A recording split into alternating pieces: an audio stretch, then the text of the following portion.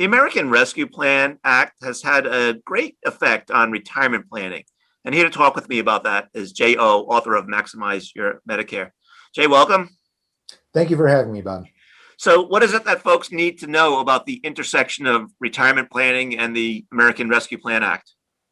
And it's really not only retirement planning, Bob, but it's the entirety of financial planning. As a certified financial planner, my job is to kind of arrange the jigsaw pieces of a puzzle.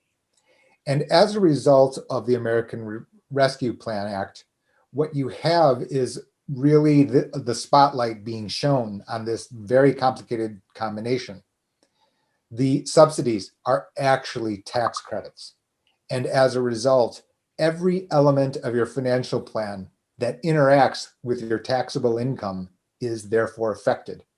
That includes your mutual fund distributions, that includes IRA contribution, another subset of that would be health savings account, and then finally Roth conversions. So a fairly complicated set of moving parts, but it's worth it because the fact of the matter is that a particular catastrophic healthcare cost can wipe out whatever possible gains you might have had in financial markets.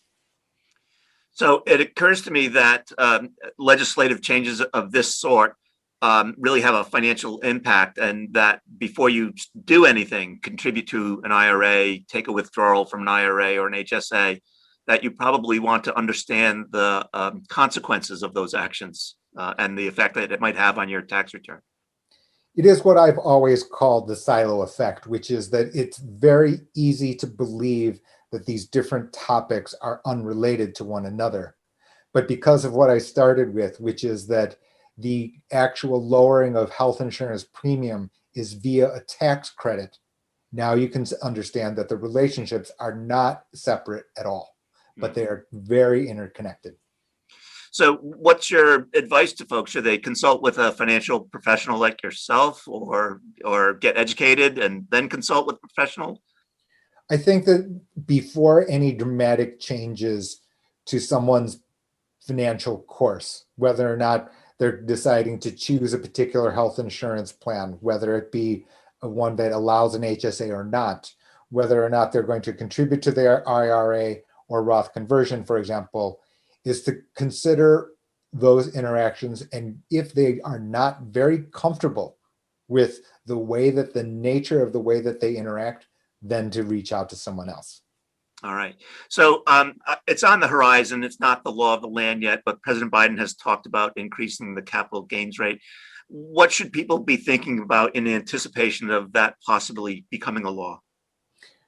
Certainly. And so what you have here is, for example, in Roth conversion, just as being, one particular example, this might suggest to persons that they would increase their amount of Roth conversion or entertain this as a possible path.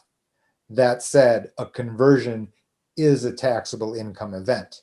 Therefore, it would reduce your subsidy, therefore increasing your health insurance premium. So there's this counterbalancing and some complicated choices that people are going to be faced with if further legislation, is enacted and affected as far as your taxes go. Right. So we'll save perhaps that discussion for another day when there's actionable advice. Right now, it's hypothetical what you should be doing, perhaps, and we don't necessarily want to tell people to start doing things, but maybe start anticipating doing things. Sure. All right, Jay, I want to thank you as always for sharing your knowledge and wisdom about these topics. They help a good many of our readers and viewers. Thanks again for having me, Bob.